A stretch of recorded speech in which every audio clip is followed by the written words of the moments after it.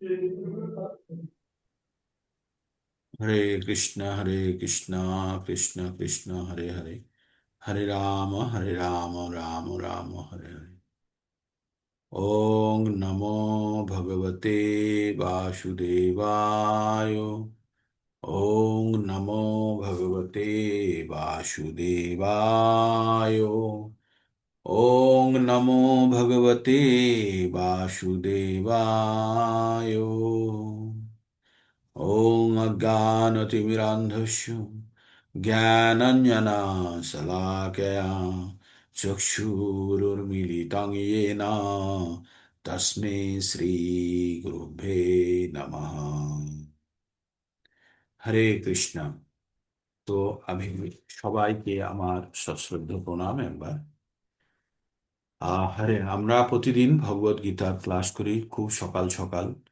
অনেকেই হয়তো জয়েন করতে পারেন না, যারা পরবর্তীতে ইউটিউবে শোনেন তাদেরকেও আমার প্রণাম, যে আপনারা অন্তত ইচ্ছা প্রকট করেন এটা শোনার জন্য। ভগবদ গীতা ভগবানের মুখ নিঃসৃত বাণী, তাই ভগবান আর ভগবদ গীতার মধ্যে কোনো পার্থক্য নেই। এটি বাণী বা এটি শব্দরূপে বা গ্রন্থরূপে, ভালোভাবে বললে এটি গ্রন্থরূপে ভগবান আমাদের কাছে বর্তমান আছে। আমরা আরো পরবর্তীতে যখন পঠন করব তখন জানব যে ভগবান যখন এই ধরাধাম ধরে চলে যান তখন ভগবান কোথায় আছেন এই প্রশ্নটি, বা কোথায় থাকবেন এই প্রশ্নটি ভাগবতমের মধ্যে আছে, যেখানে শৌনকাদি ঋষি প্রশ্ন করেছিলেন সুত গোস্বামীকে। তো তিনি বলেছিলেন, তার উত্তরে বলেছিলেন ভগবান গ্রন্থের আকারে তিনি থাকবেন, গ্রন্থের আকারে থাকবেন। অর্থাৎ সেখানে প্রশ্নটি ছিল ভগবান যখন এই ধরাধাম ছেড়ে চলে যাবেন তখন ধর্ম কার কাছে আশ্রয় নেবে, ধর্ম। তখন বলেছিলেন ধর্ম গ্রন্থের আকারে আশ্রয় নেবে। তাই আমরা এই গ্রন্থগুলিকে কখনো কখনো ধার্মিক গ্রন্থও বলি, কারণ এই গ্রন্থের মধ্যে ধর্মের কথা বলা আছে। ধর্ম মানে হচ্ছে কিভাবে পুজো করতে হবে, তার থেকে বড় নীতির কথা বলা আছে, মানুষের কি করা উচিত। এই ভগবদ গীতা একটি ম্যানুয়াল স্বরূপ। ম্যানুয়াল মানে হচ্ছে যে আচরণ বিধি, একটা মানুষের কিভাবে জীবনযাপন করা উচিত, তাই ভগবান এখানে বর্ণনা করেছেন। ভগবদ গীতা থেকে আমরা পাঁচটি বিষয় সম্বন্ধে জানতে পারি। পাঁচটি বিষয় কি কি? ঈশ্বর, জীব, প্রকৃতি, সময় এবং কর্ম। তার মধ্যে প্রথম চারটি বিষয় সরাসরি ভগবানের নিয়ন্ত্রণাধীন, অর্থাৎ ভগবান এই প্রথম চারটি বিষয়কে নিয়ন্ত্রণ করেন। পরের বিষয়টি কর্ম, সেটি মনুষ্যের কাছে কিছুটা অধিকার আছে কর্ম করার, যদিও তার ফলের অধিকার নেই। আমরা 2 নম্বর অধ্যায়ের 47 নম্বর শ্লোকে আমরা এটা পঠন করেছি। তাই মানুষের যে কর্ম করে, কর্ম মানুষের ফল অনুযায়ী 3 ধরনের কর্ম হয়। প্রথমটি হচ্ছে কর্ম বা সকাম কর্ম, যেটির ফল পুণ্য অর্জন করে। তারপরেরটি হচ্ছে বিকর্ম, অর্থাৎ পাপ উৎপন্ন করে। আর আর শেষেরটি হচ্ছে অকর্ম, অর্থাৎ যেটি ভগবানের উদ্দেশ্যে কৃত কর্ম। তাহলে অকর্ম করার প্রয়োজন কি? অকর্ম কোনো পাপ বা পুণ্য অর্জন করে না, এটি বন্ধনকারী নয়। বাকি দুটো বন্ধনকারী, অর্থাৎ পুণ্য করলেও আমাদেরকে আবার ধরাধামে আসতে হবে, পাপ করলেও আসতে হবে। তাই আমরা প্রতিনিয়ত ভগবানের কথা শুনি। এখানে আমরা যে ভগবানের কথা শুনি, এবং তাতে দুটো জিনিস আছে। একটা হচ্ছে আমরা ভক্তির উন্মেষ ঘটানোর চেষ্টা করি, আর আর একটা জায়গায় আমাদের প্রকৃত জ্ঞান পাওয়ার চেষ্টা করি। প্রকৃত জ্ঞান পেলেই আমরা ভয় মুক্ত, শোকমুক্ত এবং মোহমুক্ত হব। প্রকৃত জ্ঞান কি? প্রকৃত জ্ঞান হচ্ছে আমরা আত্মা, আর এই শরীরটি আমাদের বস্ত্র স্বরূপ। বস্ত্র স্বরূপ মানে এই শরীরটি এই আত্মাকে ধারণ করে আছে, আত্মাকে বয়ে নিয়ে যায় কোথায়? আত্মা যেখানে যেতে চায়। এবার আত্মা কোথায় যেতে চায়? আত্মার তো প্রকৃত কর্তব্য আছে আহ ভগবানের কাছে যুক্ত হওয়ার জন্য, কিন্তু এই শরীর আর নিজের ইচ্ছা মতো আত্মাকে বয়ে নিয়ে যায়। যখন শরীরেরই কথা যখন আত্মা শুনতে বাধ্য হয়, তখন আত্মা আর তার নির্দিষ্ট গন্তব্যস্থলের দিকে যেতে পারে না। আপনারা মনে করুন একটি শিয়ালদা থেকে হাওড়ার দিকে আপনি যাবেন ট্যাক্সি করে। এবার ট্যাক্সিতে আপনি বসে গেছেন। এবার ট্যাক্সি ড্রাইভার যদি আপনার কথা না শুনে যদি নিজের ইচ্ছা মতো ঘুরিয়ে নিয়ে বেড়ায়, তাহলে কি আপনি আপনার গন্তব্যস্থলে পৌঁছতে পারবেন? পারবেন না। তেমনি আমরা আমরা যখন এই শরীরের মধ্যে বসে আছি, এই শরীরটি আমার নিয়ন্ত্রণে হওয়া উচিত। আমি কে? আমি আত্মা। আত্মার নিয়ন্ত্রণে হওয়া উচিত। কিন্তু আমরা এই আত্মা এই শরীরের উপরে নিয়ন্ত্রণ রাখতে পারছে না, কারণ শরীর বেয়াদবি করছে। কিভাবে বেয়াদবি করছে? যে শরীর নিজের কাজের জন্য শরীর এদিক ওদিকে আত্মাকে ঘুরিয়ে কষ্ট দিচ্ছে। শরীর শরীরের কিছু নিজের আনন্দ ভোগ করার প্রবণতা আছে এবং সুযোগ সুবিধা আছে। সেগুলি কি দিয়ে ভোগ করে শরীর? সেগুলো ইন্দ্রিয় দ্বারা শরীর নিজে আনন্দ ভোগ করতে পারে। আর এই প্রবণতা যত তীব্র হয়, ততই মানুষ আত্মাকে তার নির্দিষ্ট গন্তব্যস্থলে নিয়ে যেতে পারে না। মানুষ ধীরে ধীরে তার শারীরিক আনন্দ উপভোগ বা কাম বাসনা পূর্তির জন্য এত বেশি ব্যস্ত হয়ে যায়, মানুষ বুঝতেই পারে না যে সে প্রকৃত রূপে কে। সে আত্মাকে তার শারীরিক জড়জাগতিক কামনা বাসনা দ্বারা এমনভাবে মুড়িয়ে দেয়, আত্মার অস্তিত্বই সে ভুলে যায়। তাই আজকাল জড়জগতে অনেক মনুষ্য আছে যারা ঈশ্বরকে বিশ্বাসই করে না, বা আত্মা পরমাত্মার কথা তারা শুনতেই চায় না। তারা ভাবে এই শরীরটাই সবকিছু, আর এই পৃথিবী সৃষ্টি হয়েছে শুধু কাম বাসনা চরিতার্থ করার জন্য, আর কোনো উদ্দেশ্য নেই। আমরা 16 নম্বর অধ্যায়ে এই কথাগুলি আমরা পড়লাম, যেখানে আসুরি স্বভাব সম্পন্ন লোকেদের মানসিকতার উল্লেখ করা হয়েছে। তো আমাদের আসুরি স্বভাব কখন জন্ম নেয়? যখন আমাদের আত্মা এবং আমাদের এই শরীরের মধ্যে একটা বড় স্তর পড়ে যায়। স্তর মানে হচ্ছে যে আত্মাকে যখন আমরা অনেক কিছু দিয়ে চাপা দিয়ে দিতে পারি, কলুষ দিয়ে, জড় ইচ্ছা দ্বারা যদি চাপা দিয়ে দিয়ে দিতে পারি, তখন কিন্তু আমরা নিজেদেরকে শরীরই ভাবি। আমরা আমাদের প্রকৃত স্বরূপ ভুলে যাই। তাই আমাদের প্রকৃত স্বরূপ জানতে হলে আমাদের জ্ঞান অর্জন করতে হবে, আর সেই জ্ঞান আমরা ভগবত গীতা থেকে পাচ্ছি। আর সেই জ্ঞান অর্জন করে যখন আমরা সেই পদ্ধতিতে যখন এগোবো, তখন আমাদের ভিতরে যে আত্মা আছে তার উপরে যে আহ, আস্তরণ পড়ে গেছে, সেই আস্তরণ সরানোর চেষ্টা করি। আর আস্তরণ সরানো হয় ভগবানের পবিত্র নামের জপের মাধ্যমে। আমরা যত একনিষ্ঠ হয়ে ভগবানের পবিত্র নামে জপ করব, ততই আমাদের আত্মা জড়জাগতিক ইচ্ছার আস্তরণ থেকে পরিশুদ্ধ হবে। এবং আত্মা যখন সম্পূর্ণভাবে পরিশুদ্ধ হবে এবং আমরা শতগুণে উন্নীত হব, তখন আত্মা পরমাত্মার সঙ্গে যা জীবনের প্রকৃত উদ্দেশ্য, সেই উদ্দেশ্য সাধনের জন্য যুক্ত হওয়ার চেষ্টা করবে। আর এই যুক্ত হওয়ার চেষ্টা করার সঙ্গেই যখন আমাদের শরীরও সেই সঙ্গে প্রচেষ্টা করবে যে কিভাবে আত্মাকে পরমাত্মার সঙ্গে যুক্ত করা হয়, তখনই কিন্তু আমাদের চরম গন্তব্যস্থলের দিকে আমরা যেতে পারবো বা পৌঁছতে পারবো। তাই আপনারা যখন সকাল সকাল এই ঘুম থেকে উঠে স্নান বা যে যেভাবে পবিত্রতা মেনটেন করে আপনারা যুক্ত হন, তার মানে আত্মাকে তার নির্দিষ্ট গন্তব্যস্থলে নিয়ে যাওয়ার জন্য আপনারা আপনাদের শরীরকে বা আমাদের শরীরকে আমরা কখনো কখনো বাধ্য করি, বা কখনো কখনো শরীর ইচ্ছাকৃতভাবেই আত্মার কথা শুনে একটি নির্দিষ্ট দিকে যেতে থাকে। মানে ট্যাক্সি ড্রাইভার এবার আপনার নিজের কথা শুনছে, তাই না? ট্যাক্সি ড্রাইভার আপনার নিজের কথা শুনলেই কিন্তু আপনি গন্তব্যস্থলে পৌঁছে যাবে। কিন্তু ট্যাক্সি ড্রাইভার যদি নিজের ইচ্ছা মতো এখানে ওখানে ঘুরিয়ে নিয়ে বেড়ায়, তাহলে কিন্তু আপনার গাড়ি গন্তব্যস্থলে পৌঁছবে না। তাই আমাদের আমাদের জানতে হবে যে এই যে শরীর, এই শরীরের চালনা হয় কি দ্বারা? শরীরের চালনা হয় প্রকৃতির 3টে গুণ দ্বারা। আর এই প্রকৃতির 3টে গুণ কিভাবে আমাদের মধ্যে উৎপন্ন হয়? আমাদের ইন্দ্রিয় সংযোগের ফলে। আমাদের প্রকৃতির সঙ্গে আমাদের যোগাযোগের মাধ্যম হচ্ছে ইন্দ্রিয় সংযোগ। ইন্দ্রিয় কিভাবে সংযোগ করে প্রকৃতির সঙ্গে? চক্ষু প্রকৃতিকে দেখে, কর্ণ প্রকৃতির শব্দ শোনে, জিহ্বা নাসিকা প্রকৃতির গন্ধ নেয়, আর ত্বক প্রকৃতিকে স্পর্শ করার চেষ্টা করে। কিন্তু প্রকৃতপক্ষে এই 4টে যে কাজ বললাম, এগুলো মোটামুটি সূক্ষ্ম শ্রেণীর, খুব বেশি আমাদেরকে প্রভাবিত করতে পারে না। যদিও দর্শন এবং শ্রবণ করতে পারে, কিন্তু স্পর্শ, আমরা প্রকৃতিকে খুব কমই স্পর্শ পাই, যদিও বা সবসময়তেই আমাদের গায়ে হাওয়া লাগছে, সেটাও প্রকৃতির অংশ।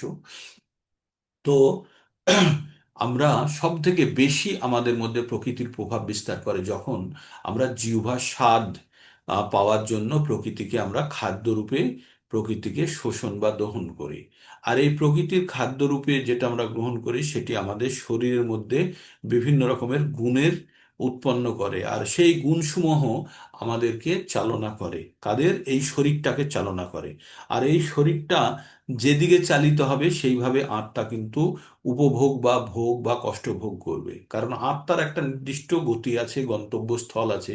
কিন্তু সেই গন্তব্যস্থল বারবার শরীরকে বললেও শরীর সেটি নিজের ইচ্ছা মতো চলে, শুনতে চায় না। তাই আমরা যখন একাগ্রতা করি, যখন মেডিটেশন করি, তখন মন আর শরীরের ইচ্ছাকে এক ধরনের ইচ্ছায় পরিণত করার চেষ্টা করি। যখন মনের ইচ্ছা বা আত্মার ইচ্ছাকে যখন শরীরের ইচ্ছার সঙ্গে যখন আমরা সম্পূর্ণভাবে যুক্ত করতে পারি, তখনই আমরা সেটাকে বলি মেডিটেশন। বা আমরা মেডিটেশনকে বাংলায় কি বলি? মেডিটেশন মানে হচ্ছে আমরা মনকে একটা জায়গাতে স্থির করা, মনকে নিয়ন্ত্রণ করার কথা বলি, তাই না? তো মন কখন নিয়ন্ত্রণ হয়? যখন ইন্দ্রিয় সমূহকে বা শরীরটাকে যখন সম্পূর্ণ আমার বা আত্মার নিয়ন্ত্রণে আনতে পারি এবং আত্মার কথা মতো চালাতে পারি, এই এই জিনিসটাকেই বলছে আমরা আমরা বলি মেডিটেশন। বা আত্মা বা শরীরের নিয়ন্ত্রণ কিসের জন্য? আমাদের নির্দিষ্ট গতির জন্য, নির্দিষ্ট গন্তব্যস্থলের জন্য। তাই আমরা এই যে শরীরের শুদ্ধিকরণ করি, শুদ্ধিকরণের মাধ্যমে আমরাকে আত্মাকে আরো পবিত্র করে তুলি, যাতে আত্মার প্রকৃত স্বরূপ জেনে আত্মাকে আমরা পরমাত্মার সঙ্গে যুক্ত করার চেষ্টায় লেগে থাকতে পারি। আপনারা যারা কানেক্টেড আছেন প্রত্যেকে আপনারা তাই করছেন, আত্মার পরিশুদ্ধিকরণের চেষ্টা করছেন। প্রকৃত জ্ঞান লাভের দ্বারা আত্মা প্রকৃত জ্ঞান লাভের দ্বারা আত্মা এই শরীরের সঙ্গে ঠিকভাবে সংযোগ স্থাপন করার আমরা চেষ্টা করছি। কারণ আমরা জানি যে একটা যখন আমরা ট্যাক্সি ভাড়া করি, খুব জোর হলে 45 মিনিট, আধ ঘন্টার জন্য ভাড়া করি, তাই না? তারপরে আমাদের ট্যাক্সি ছেড়ে দিতে হয়, বা ছেড়ে আমরা গন্তব্যস্থলে পৌঁছলাম, বা ট্যাক্সি যদি না চলতে পারে তাহলে ট্যাক্সি ছেড়ে আবার আর একটা ট্যাক্সিতে যেতে হবে। তেমনই আমরা এই শরীরটি একটি নির্দিষ্ট সময়ের জন্য পেয়েছি। এই নির্দিষ্ট সময় ফুরিয়ে গেলে কিন্তু আমাদের এই শরীরটিকে ছেড়ে দিতে হবে। তাই আমরা এই নির্দিষ্ট সময়ের মধ্যেই শরীরের সদ্ব্যবহার করে নিতে হবে, তাই না? আমি যদি ভাড়াতে কোনো জিনিস কারোর থেকে নিই, তাহলে ভাড়াতে যতক্ষণের জন্য নিচ্ছি, এই যে পুজো অনুষ্ঠানের জন্য আমরা মাইক ভাড়া করি না, মাইক ভাড়া, লাউড স্পিকার ভাড়া করি, করে কি হয়, গান চলে, তারপরে পাবলিককে যে লেকচার দেয় সেগুলোকে আরো জোরে করে শোনানো হয়, বা কীর্তন হয়, বিভিন্ন জিনিস হয়। কিন্তু নির্দিষ্ট সময় শেষ হয়ে গেলে কি করতে হবে? সেই ভাড়ার জিনিসগুলো আমাদেরকে ফেরত দিয়ে দিতে হবে। তাই আমাদের এই শরীরের একটি নির্দিষ্ট সময় পর্যন্ত আমাদের আত্মার কাছে আছে। আবার শরীরের আর একটা জিনিসও আছে, যে এই শরীরটা ধীরে ধীরে ক্ষয় হতে থাকে, ধীরে ধীরে ক্ষয় হতে থাকে, ক্ষয় হয়ে যায়, বিভিন্ন পরিবর্তন ঘটে। তাই আত্মা যতক্ষণ এই শরীরের মধ্যে আছে, এই দেহটি নষ্ট হওয়ার আগেই এই আত্মার কিন্তু উদ্দেশ্যগুলো সাধন করে নিতে হবে। যদি উদ্দেশ্য সাধন না করতে পারে, যদি ইচ্ছা অনিচ্ছা প্রয়োজন সব যদি মেটাতে না পারে, তাহলে কিন্তু আবার আর একটি গাড়ি বা আর একটি শরীরকে ভাড়া করতে হবে। কাকে? আত্মাকে। তো এইভাবে বারবার আমরা শরীর ভাড়া করি বা শরীর প্রাপ্ত করি, আর এই জন্ম মৃত্যুর চক্রে আটকে থাকি, তাই না?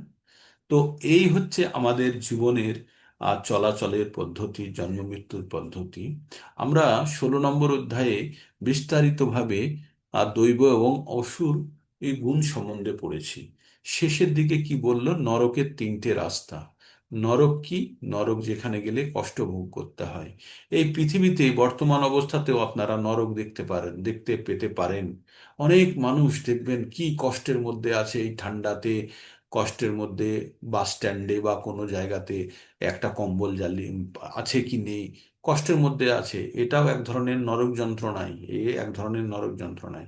এটা হচ্ছে এই জড়জগতের নরক। কিন্তু আসল নরকে যখন যাবে তখন প্রত্যেককেই কিন্তু ওই সেই জ্বলন্ত তেলে ফোটা বা যেগুলো আমরা ছবিতে দেখি কল্পনাপ্রসূত, বা যেগুলো, আর একটা জিনিস জানবেন, কোনো জিনিস আমরা কল্পনা করে তৈরি করতে পারি না যদি না জানি।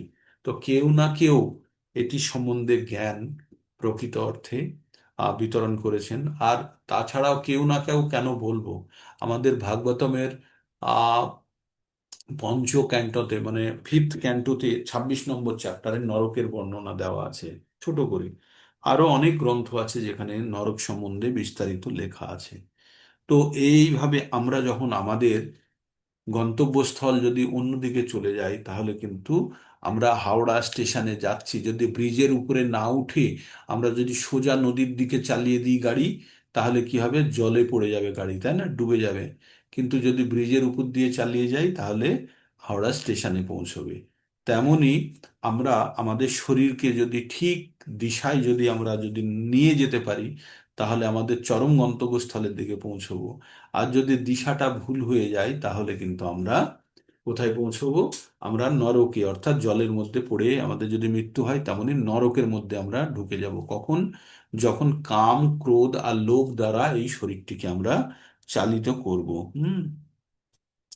তারপরে ভগবান শেষে কি বললেন, যে যারা শাস্ত্রবিধি না মেনে নিজের ইচ্ছা মতো নিজের ইচ্ছা মতো যারা ভক্তি করে, তারা, বা নিজের ইচ্ছা পূরণের জন্য ভক্তি করে, তাতে তারা না সিদ্ধি পায় না সুখ পায়। হ্যাঁ, তো ভগবান কি বললেন, যো শাস্ত্রবিধি উৎসর্য বর্ততে কাম কারতঃ নাশ নাশ সিদ্ধিম অবাপ্নোতি না সুখম না পরম গতি। না সে সিদ্ধি লাভ করতে পারে, না সে সুখ লাভ করতে পারে, বা পর পরাম গতি, মানে যে পরম গতি লাভ করতে পারে কে, যে শাস্ত্রের বিধি না মেনে যে পুজো করে, সে কখনো এই গতিগুলি লাভ করতে পারে না, সুখও পেতে পারে না, সে পরম গতিও লাভ করতে পারে না।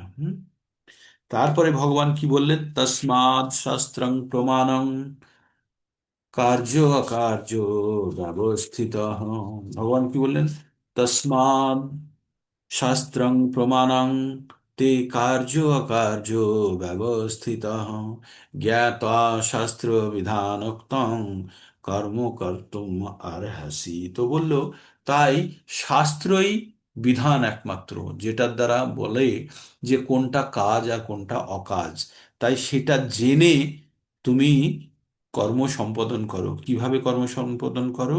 তুমি শাস্ত্র প্রমাণ হিসাবে যে সমস্ত কর্ম লেখা আছে সে একটু জেনে তুমি কাজ করো। এইবার এইটা জানার পরে অর্জুনের মনে হলো যে অর্জুনের মনে হলো যে শাস্ত্রে তো বলা আছে যে শাস্ত্রের কথা শুনে আহ কাজ করার জন্য, কিন্তু শাস্ত্র না মেনে যদি কারোর মধ্যে শ্রদ্ধা থাকে, তাহলে কি হবে? আমরা যে সাধারণত বাড়িতে করি না, আরে ভক্তি আমার মনের মধ্যে আছে, আমি মনে মনে ভক্তি করি, ওইভাবে ভক্তি হয় না। মন গড়া পদ্ধতি দিয়ে ভক্তি হয় না। ভক্তি হতে গেলে ভক্তি অবশ্যই মন থেকেই হবে বা হৃদয় আত্মা থেকেই হবে, কিন্তু সেটা একটি নির্দিষ্ট পদ্ধতি বলা আছে। পদ্ধতি না হলে কি হবে, আমরা গাড়ি আমি ইচ্ছা করে চালাতে গেলে কি হবে, গাড়ি খারাপ হবে, না হলে রাস্তায় অ্যাক্সিডেন্ট হয়ে যাবে, তাই না? সেই জন্য আমরা গন্তব্যস্থলে পৌঁছে যাবো। তাই ইচ্ছা মতো যদি আমরা করতে যাই না জেনে, তাহলে আমাদের ভুল পথে চলে যাওয়ার সম্ভাবনাই বেশি। তো অর্জুন কি জিজ্ঞেস করেছিল, এ শাস্ত্র বিধি মুৎসিজ্য যজন্তে শ্রদ্ধায়ান্বিতাঃ তেষাং নিষ্ঠা তু কা কৃষ্ণ সত্যমাহো রজস্তমো। এখানে অর্জুন ভগবানকে জিজ্ঞেস করলেন, হে কৃষ্ণ, যারা শাস্ত্রীয় বিধানসমূহ পরিত্যাগ শাস্ত্রবিধান মানছে না কিন্তু শ্রদ্ধা আছে, শ্রদ্ধা সহকারে পুজো করে, সেই নিষ্ঠা কি সাত্ত্বিক, রাজসিক না তামসিক, কি হয়? তো ভগবান এই চ্যাপ্টারটি, আমাদের 17 নম্বর অধ্যায় যেটা আমরা বর্তমানে পড়ছি, সেটি 14 নম্বর চ্যাপ্টার, যেখানে প্রকৃতির 3টে গুণের কথা নিয়ে আলোচনা করা হয়েছে, তারই একটি আহ বিস্তার ভাবতে পারেন, না এক্সটেনশন ভাবতে পারেন। তো ভগবান সেখানে কি বললেন, বলল শ্রদ্ধা বিভিন্ন ধরনের হয়। হ্যাঁ, শ্রদ্ধা বিভিন্ন ধরনের হয়। ত্রিবিধং ভবতি শ্রী ভগবান উবাচ, ত্রিবিধা ভবতি শ্রদ্ধা দেহিনাং স্বভাবজা, সাত্ত্বিকী রাজসী চৈব তামসী চেতি তাং শৃণু। ভগবান বললেন যে শ্রদ্ধা তিন ধরনের হয়। কি কি ধরনের? রাজসিক, তামসিক আর সাত্ত্বিক। মানে যে এই তিনটে, আমরা এখন পাঁচটি জিনিস সম্বন্ধে এই অধ্যায়ে জানবো। কি কি পাঁচটি জিনিস সম্বন্ধে জানবো? যাদের কাছে খাতা এবং পেন আছে তারা লিখে নিতে পারেন, না হলে পরবর্তীতে আবার শুনতে হবে আপনাদেরকে এটা। আমরা পাঁচটি জিনিস সম্বন্ধে এই অধ্যায়ে জানবো। সেই পাঁচটি জিনিস কি? পাঁচটি জিনিস হচ্ছে পাঁচ প্রকারের বিষয়বস্তু, সেগুলি আমাদের প্রকৃতির তিনটে গুণ দ্বারা কিভাবে প্রভাবিত হয়। তাহলে 5 × 3 মানে 15টি আমরা অংশ জানবো। পাঁচটা কি? পাঁচটা বিষয়। আর তিনটে কি? তিনটে হচ্ছে জড় প্রকৃতির গুণ। জড় প্রকৃতির গুণগুলি কি? সত, রজ এবং তম। তার মানে যে যে টপিকগুলো বলবো ওই টপিকের তিনটে করে অংশ থাকবে: শতগুণের দ্বারা প্রভাবিত, রজগুণের দ্বারা প্রভাবিত, আর তমগুণের দ্বারা প্রভাবিত। তাহলে ওই পাঁচটি টপিক কি এই অধ্যায়ে জানবো? এই অধ্যায়ে জানবো পাঁচটি, আর পরের অধ্যায়ে জানবো সাতটি। টোটাল 12টি জিনিসের পুরে তিনটে গুণের প্রভাব সম্বন্ধে আমরা জানবো। হুম। তাহলে প্রথম পাঁচটি কি এই অধ্যায়ে যেটা জানবো সেটা হচ্ছে শ্রদ্ধা।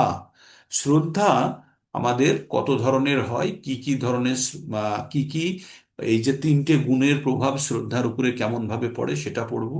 তারপরে পড়বো শ্রদ্ধা আহার সম্বন্ধে পড়বো। তিনটে, এই যে কি কি, সাত্বিক আহার কি, আর তামসিক আহার কি, রাজসিক আহার কি, তার প্রভাব জানবো। তারপরে জানবো দান সম্বন্ধে, কত ধরনের দান হতে পারে। 3 ধরনের দান হতে পারে: সাত্বিক, রাজসিক আর তামসিক। আহার হতে পারে 3 ধরনের, বললাম। দান বললাম। এবার যজ্ঞ, 3 ধরনের যজ্ঞ হতে পারে: সাত্বিক, রাজসিক, তামসিক। আর তপস্যা, তপস্যাও 3 ধরনের হতে পারে। এখন আমরা এই প্রথমে আমরা শ্রদ্ধা সম্বন্ধে পড়ছি, তারপর আমরা তপস্যা সম্বন্ধে পড়বো। তারপরে 3 নম্বর শ্লোকে কি বলা হলো? সত্যানুরূপা সর্বস্ব শ্রদ্ধা ভবতি ভারত, শ্রদ্ধাময়ং পুরুষ যস্র শ্রদ্ধাং স এব স। বললেন ভগবান, হে ভারত, সকলের শ্রদ্ধা নিজ নিজ অস্তিত্বের অনুরূপ হয়। সেই রকম গুণের প্রতি তাদের শ্রদ্ধাযুক্ত, সেই রকম শ্রদ্ধাবান। যেমন গুণ আছে আমাদের মধ্যে, তেমনই আমাদের শ্রদ্ধা হবে। তাই আমরা যদি শতগুণে থাকতে পারি তাহলে আমাদের সাত্ত্বিক শ্রদ্ধা হবে, রজগুণে থাকলে রজগুণে শ্রদ্ধা হবে, আর তমগুণে থাকলে শ্রদ্ধা হবে তমগুণে। যজন্তে সাত্ত্বিকা দেবান যক্ষ রাক্ষসী রাজসা প্রেতান ভূত গণাশ্চৈন্যে যজন্তে তামসো জনা। তো যারা সাত্ত্বিক, যারা শতগুণে অবস্থিত, তারা দেব দেবতাদের পুজো করে, যজন্তে মানে পুজো করা। আর রাক্ষস যক্ষের পুজো করে যারা রজগুণে আছে। আর প্রেত ভূতদের পুজো করে কারা? যারা তমগুণে আছে। এই রকমই শ্লোক আমরা পড়েছিলাম। এটা এখানে পুজো করার কথা বললো, আর ওখানে বলছে যারা পুজো করে তাদের কি গতি হয়। কি বলেছিলেন? ইয়ান্তি দেবব্রত দেবান পিত্রানন্তি পিত্তাব্রতা ভূতানি আন্তি ভূতেজ্জা আন্তি মম যাজিনোপি মাম। ভগবান বললেন যে যারা দেব দেবতার পুজো করে তারা দেব দেবতার লোকে যায়, যারা ভূত প্রেতের পুজো করে তারা ভূত প্রেতের লোকে যায়, যারা পিতৃ দেবতার, পিতামাতার পুজো করে বা সেবা করে অনেক করে, তারা পিতৃ লোকে যায়, যেটা এই লোকের থেকে উচ্চ লোক। আর কি করে? যারা ভগবানের পুজো করে, ইয়ান্তি মম যাজিন অপি মাম। ইয়ান্তি মানে যায়, মম যাজিন আমার যে পুজো করে, ইয়ান্তি মাম মানে আমার কাছে চলে আসে। তাহলে ভগবানের যারা পুজো করে তারা ভগবানের কাছে যায়, যারা দেবতাদের পুজো করে তারা দেবলোকে যায়, যারা পিতামাতার পুজো করে তারা পিতৃলোকে যায়, যারা ভূত প্রেতের পুজো করে তারা ভূত প্রেত লোকে যায়। তো এখানেও তাই বলল যে মানুষের সাত্ত্বিক ব্যক্তিরা দেবতাদের পুজো করে, রাজসিক ব্যক্তিরা যক্ষ রাক্ষসের পুজো করে, তামসিক ব্যক্তিরা ভূত ও প্রেতাত্মাদের পুজো করে। ঠিক এতদূর পর্যন্ত জানলাম। তারপরে এবার 5 এবং 6 কি বলছে? যারা, এবার কে কি ধরনের ভাবে পুজো করে, তা শ্রদ্ধাটা কিভাবে পরিলক্ষিত হয়। অশাস্ত্র বিধিং ঘোরং তপস্য, এবার তপস্যা সম্বন্ধে পড়ছি আমরা। শাস্ত্র শ্রদ্ধা সম্বন্ধে পড়ে ফেললাম, এবার আমরা পড়ব তপস্যা সম্বন্ধে। কালকেও পড়েছি, তাই আবার পুনরাবৃত্তির জন্য আপনাদের জ্ঞাতার্থে বলছি। অশাস্ত্রবিহিতং ঘোরং তপন্তে যে তপোজনাঃ, দম্ভ অহংকার যুক্তা কামরাগ বলান্বিতাঃ, কর্ষয়ন্ত শরীরস্থং ভূতগ্রামং চেতসঃ, মাং চৈবান্ত শরীরস্থং তাং বিদ্যাসুরা নিশ্চয়ান। তো ভগবান কি বললেন? যারা শাস্ত্রবিধির না মেনে, যারা শাস্ত্রবিধির না মেনে দম্ভ এবং অহংকার যুক্ত হয়ে, কামনা এবং আসক্তির প্রভাবে বলান্বিত হয়ে, সেই সমস্ত বলান্বিত হয়ে যে সমস্ত অবিবেকী, যাদের বিবেক শক্তির অভাব, দেহস্থ আমাদের শরীরের সমস্ত যে ভূত মানে যে আত্মা আছে তাদেরকে কি করে, এবং অন্তরস্থ পরমাত্মাকে মানে জীবের আত্মাকেও কষ্ট দেয়, পরমাত্মাকেও ক্লেশ প্রদান পূর্বক শাস্ত্র বিরুদ্ধ ঘোর তপস্যায় অনুষ্ঠান করে, তাদের নিশ্চিতভাবে আসুরিক বলে জানবে। কালকে বিস্তারিত পড়েছি এটা, যে আসুরিক স্বভাব সম্পন্ন ব্যক্তিরা বা যে তপস্যা অনশন কোনো নিজের উদ্দেশ্য চরিতার্থ করার জন্য যখন করা হয়, সেটি আসুরিক প্রবৃত্তির কাজ বলে জানবেন। তার উদাহরণ দিয়েও কালকে আমরা বলেছিলাম। এবার আমরা পড়ব যে মানুষের আহার কত ধরনের হয়, মানুষের আহার কত ধরনের হয় সেটা আমরা পড়ব। আহার আহারস্তপি সর্বস্ব ত্রিভিধা ভবতি প্রিয়। বলল আহারস্তপি মানে মানুষের আহারও তিন প্রকারের হয়ে থাকে। যজ্ঞ, যজ্ঞ তপস্তদা দানং তেষাং ভেদাং মিমং শুনু। ভগবান বললেন যে সকল মানুষের আহারও তিন প্রকারের প্রীতিকর হয়ে থাকে। আহার তিন প্রকারের, যেগুলো আমাদের শরীরের উপরে প্রভাব বিস্তার করে। তেমনি যজ্ঞ, তপস্যা, দানও তিন প্রকারের। তাহলে আমরা প্রথমে কি পড়লাম? শ্রদ্ধা পড়লাম, তারপরে কি পড়লাম? তপস্যা সম্বন্ধে একবার একটু বলল, বলে কি বলল? আহার, যজ্ঞ, দান এবং তপস্যাও তিন ধরনের হয়। তাহলে টোটাল আমরা পাঁচটি জিনিস সম্বন্ধে জানছি। 5 × 3 তার মানে 15টি আমরা ইন্ডিপেন্ডেন্ট জিনিস সম্বন্ধে জানছি। এতদূর পর্যন্ত বোঝা গেছে? একদম জলের মতো সহজ, এর থেকে সহজ হবে না, ঠিক আছে?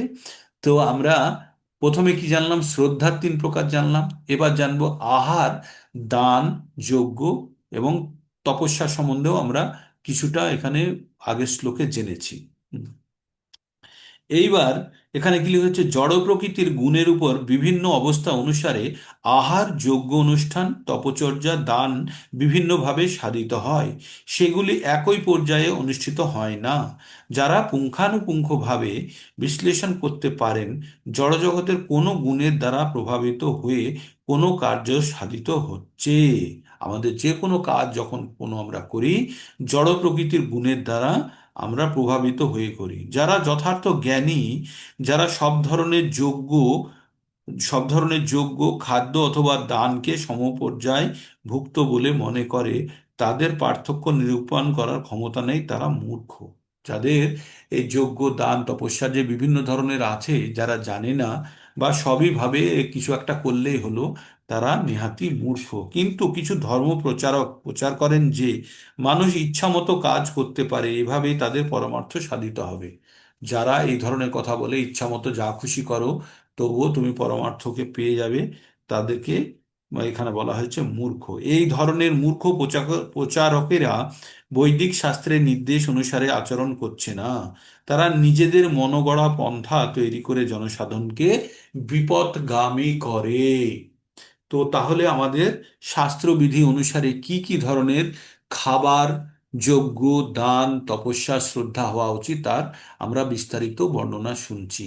এবার আমরা শুনবো সাত্ত্বিক আহার কাকে বলে। সাত্ত্বিক আহার কাকে বলে? আহারের তিনটে প্রকার আছে, সেটা সম্বন্ধে আমরা এবার পড়ব।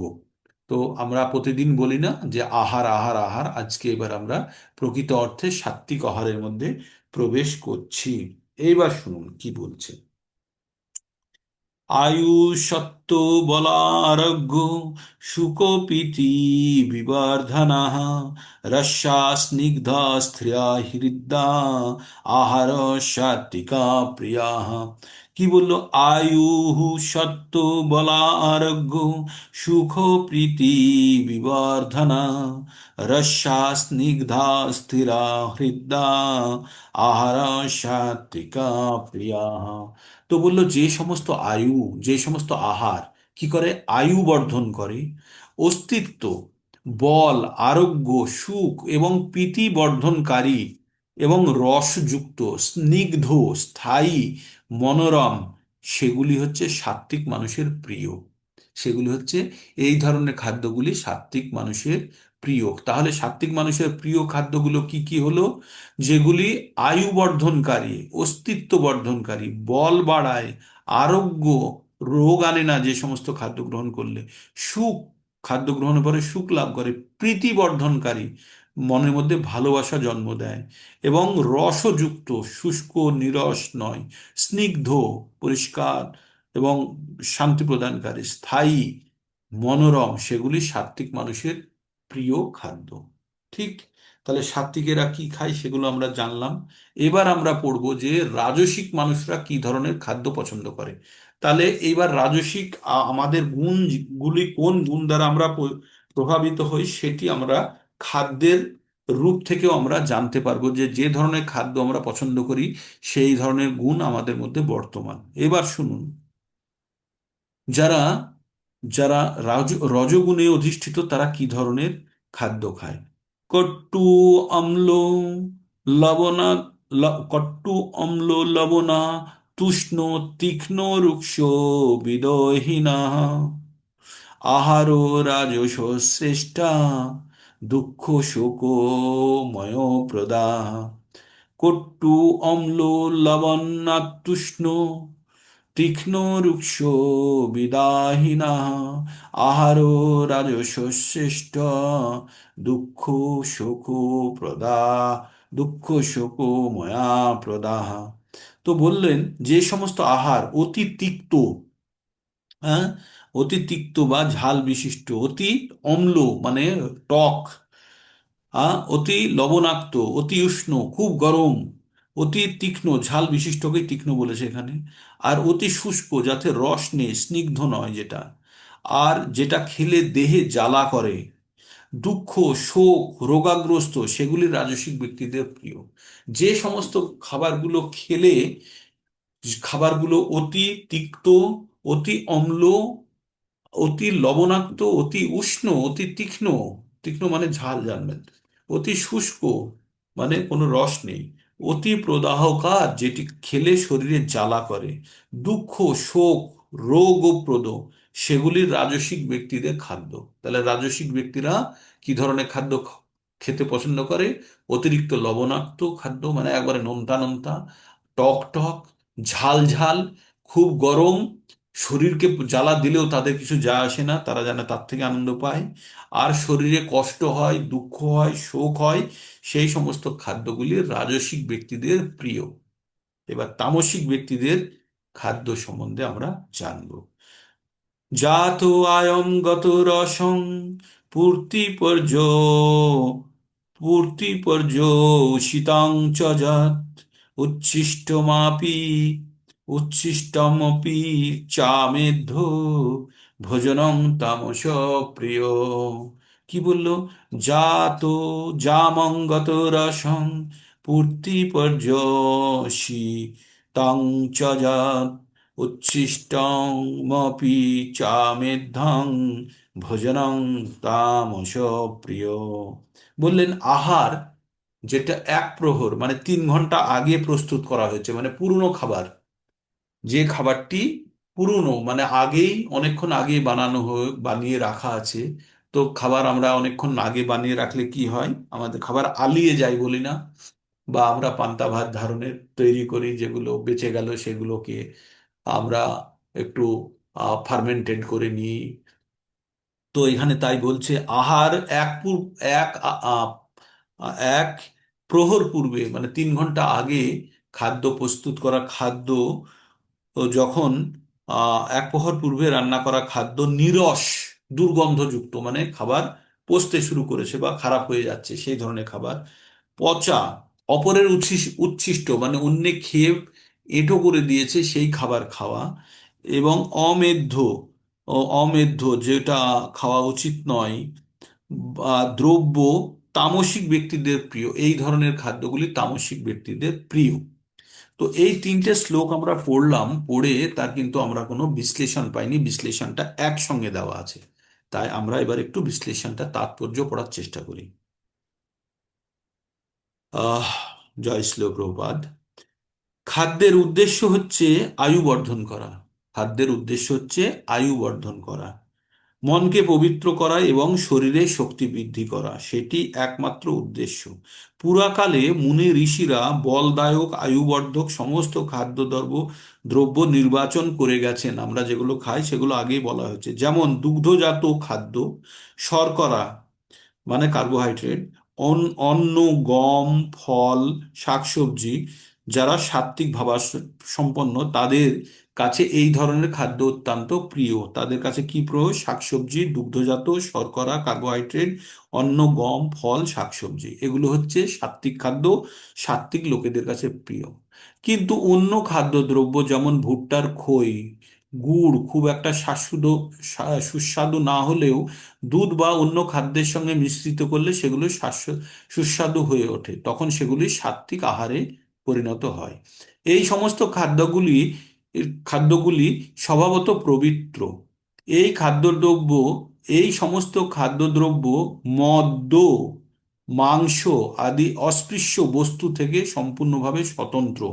যেগুলো আগে বললাম সেগুলো মদ্য, মাংস আদি অস্পৃশ্য, মানে যেগুলো ঘিন্ন বস্তু থেকে সম্পূর্ণভাবে স্বতন্ত্র। অষ্টম শ্লোকে যে স্নিগ্ধ বা স্নেহ জাতীয় খাদ্যের বর্ণনা করা হয়েছে তার সঙ্গে হত্যা করা পশুর চর্বির কোনো সম্পর্ক নেই। পশুর চর্বির কোনো সম্পর্ক নেই।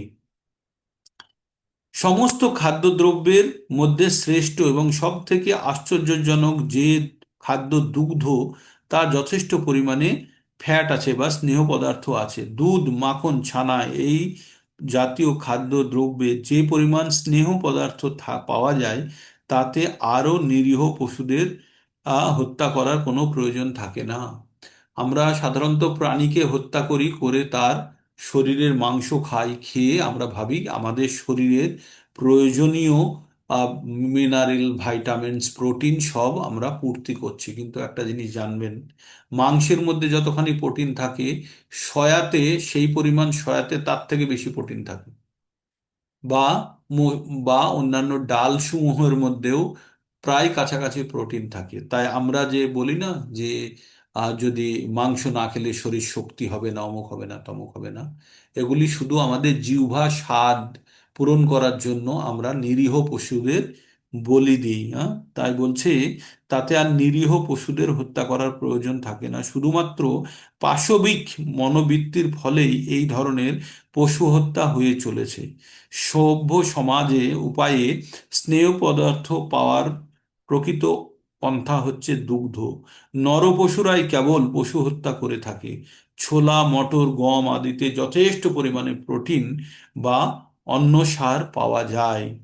রাজসিক খাদ্য হচ্ছে সেই সমস্ত খাদ্য যা তিক্ত, অত্যন্ত লবণাক্ত বা অতি উষ্ণ বা অতিরিক্ত শুকনো লঙ্কা মিশ্রিত, যার ফলে শরীরে, উদরে কফ উৎপন্ন হয়। কফ মানে ওই কাশির কফ নয়।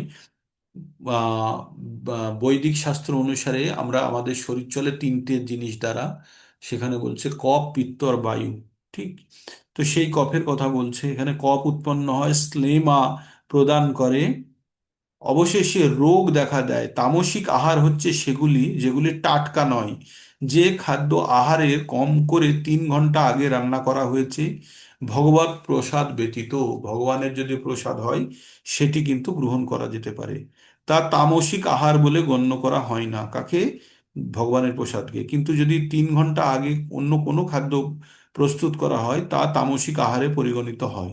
যেহেতু তা পচতে শুরু করেছে, তাই এই সমস্ত খাদ্যযুক্ত দুর্গন্ধযুক্ত হয়। তার মানে আমাদের গরমকালে যদি আমাদের খাদ্য কিছুটা খেয়ে আবার কিছুটা ঘেঁটে রেখে দিই, তাহলে কিন্তু সন্ধেবেলায় আলিয়ে যায় দুপুরে খাবার, তাই না? আলিয়ে যাওয়া মানে এক ধরনের পচন শুরু হওয়া। সেগুলি তমগুণ সম্পন্ন মানুষদের আকৃষ্ট করে, যারা একটু পান্তা ভাতে একটু জল দিয়ে রেখে দিল, পচিয়ে নিল, নিয়ে পরের দিন সকালে খাবো। সেটি কিন্তু একটা তামসিক খাবার। তারপরে ভাবলো যে একটা অমলেট করে নিই, অমুক করে নিই, তমুক করে নিই, চাট বানিয়ে লঙ্কা ভাজা লঙ্কা পোড়া দিয়ে বেশ ঝাল ঝাল করে শরীরে জ্বালা করবে এরকম। এগুলো সব তামসিক এবং রাজসিক ব্যক্তিদের খাবার। পরমেশ্বর ভগবানকে নিবেদিত প্রসাদ বা সাধু মহাত্মাদের প্রসাদ, বিশেষ করে গুরুদেবের উচ্ছিষ্ট প্রসাদ অবশ্যই গ্রহণ করা যেতে পারে। তাহলে উচ্ছিষ্ট খাদ্যকে তামসিক বলে গ্রহণ করা যাবে না। এইখানে যে আমরা 10 নম্বর শ্লোকে পড়লাম, একটা পড়লাম না, উচ্ছিষ্টম অপি চা মেধ্য ভোজনং তামসী প্রিয়। এখানে উচ্ছিষ্ট অন্যের এঁটো খাবার তামসী লোকেদের প্রিয়। তো শত এবং রজতে যারা থাকে তারা উচ্ছিষ্ট, কিন্তু আমরা তো ভগবানের উচ্ছিষ্ট গ্রহণ করি। সেটি গ্রহণ করা যেতে পারে, সেটি তামসিকের ভিতরে পড়ে না। গ্রহণ করা যেতে পারে কার উচ্ছিষ্ট? উচ্ছিষ্ট গ্রহণ করা যেতে পারে আমাদের ভগবানের। উচ্ছিষ্ট গ্রহণ করা যেতে পারে গুরুদেবের। উচ্ছিষ্ট আমরা কিন্তু গ্রহণ করতে পারি, তাতে আমাদের আরো শুদ্ধিকরণ হয়। হুম। তো এখানে কি বলছে, এমন কি স্পর্শ তারপরে বলছে যে পরমেশ্বর ভগবানকে নিবেদিত প্রসাদ বা সাধু মহাত্মার প্রসাদ, বিশেষ করে গুরুদেবের উচ্ছিষ্ট প্রসাদ অবশ্যই গ্রহণ করা যেতে পারে। তা না হলে উচ্ছিষ্ট খাদ্য তামসিক বলে গণ্য করা হয়, তার ফলে রোগ সংক্রামিত হয়। এই ধরনের খাদ্য তামসিক মানুষের কাছে যদিও খুব সুস্বাদু সুস্বাদু মনে হয়, কিন্তু সাত্ত্বিক ভাবাসম্পন্ন মানুষেরা এই ধরনের খাদ্য পছন্দ করে না, এমনকি স্পর্শও পর্যন্ত করে না। শ্রেষ্ঠ খাদ্য হচ্ছে সেই খাদ্য যা পরমেশ্বর ভগবানকে নিবেদিত করা হয়েছে। ভগবদ গীতায় ভগবান বলেছেন, শাক সবজি ময়দা দুগ্ধ আদি থেকে প্রস্তুত আহার্য যখন ভক্তি সহকারে তাকে নিবেদন করা হয়, তিনি তা গ্রহণ করেন।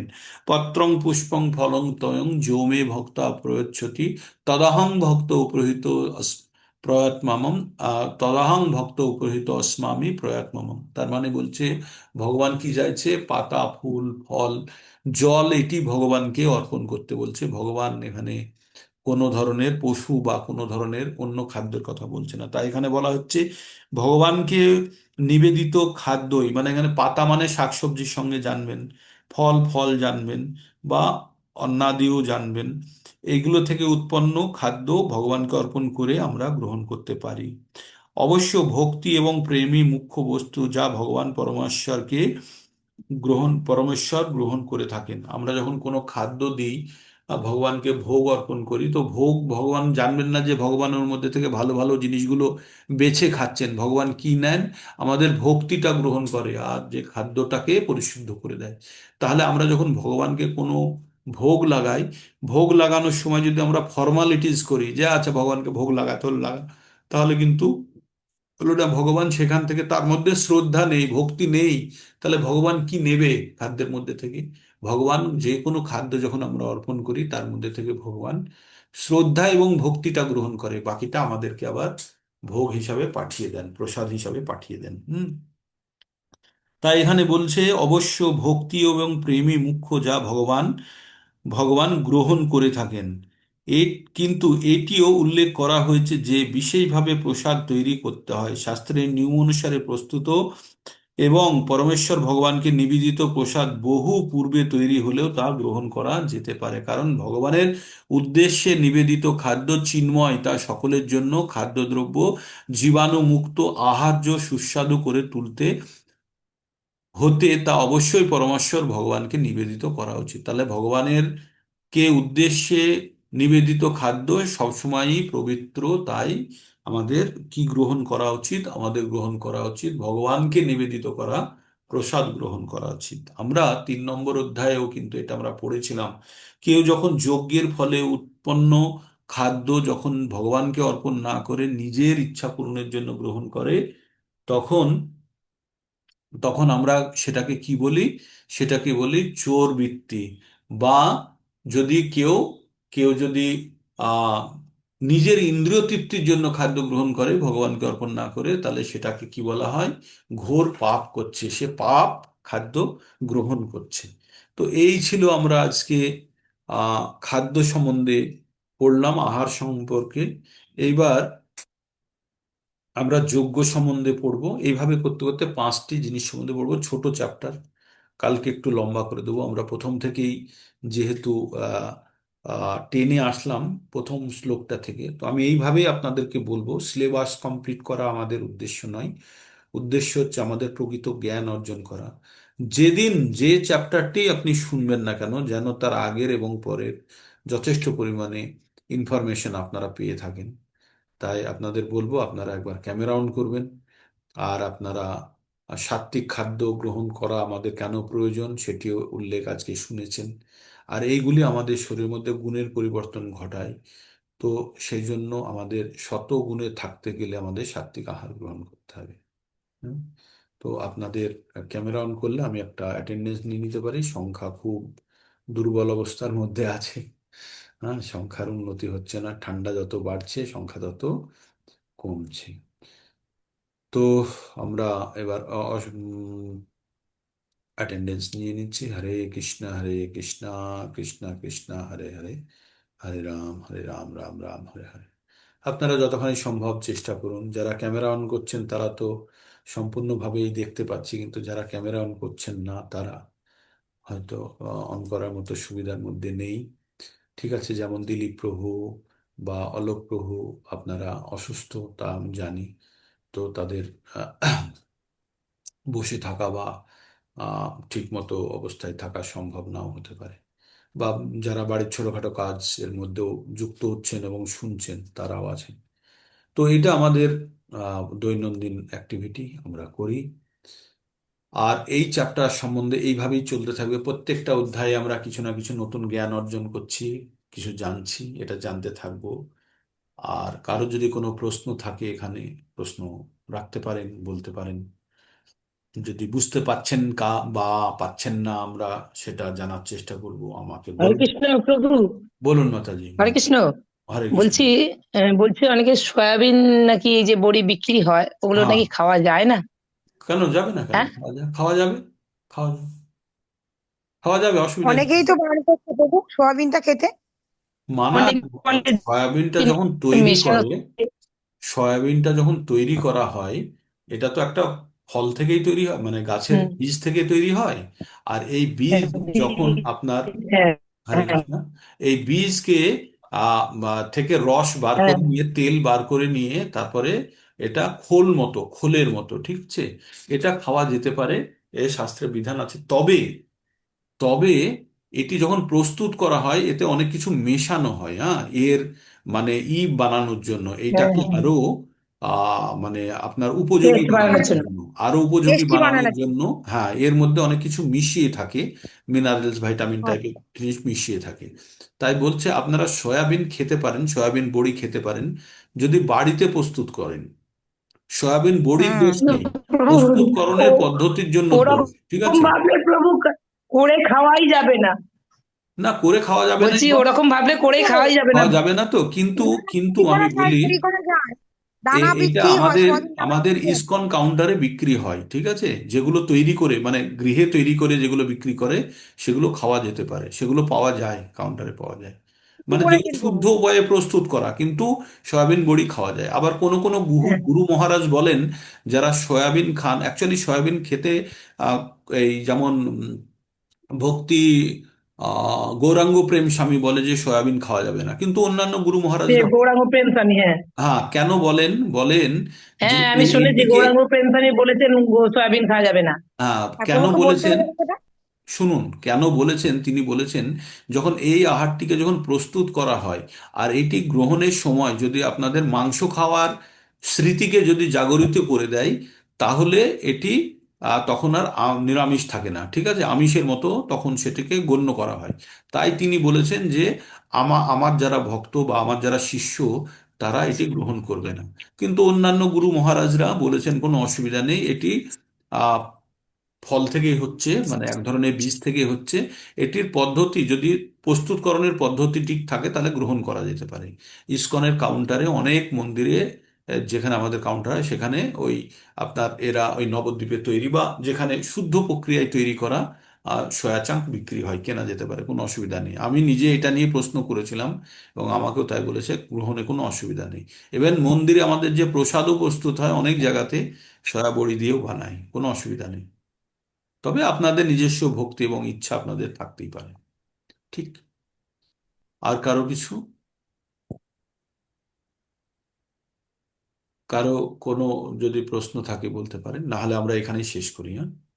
হরে কৃষ্ণ হরে কৃষ্ণ কৃষ্ণ কৃষ্ণ হরে হরে, কৃষ্ণ হরে হরে হরে রাম হরে হরে রাম রাম হরে রাম রাম। রাম। অনেক মন্দিরে প্রসাদ স্বরূপ সয়া বড়িও দেয় প্রসাদের ভিতরে। হ্যাঁ।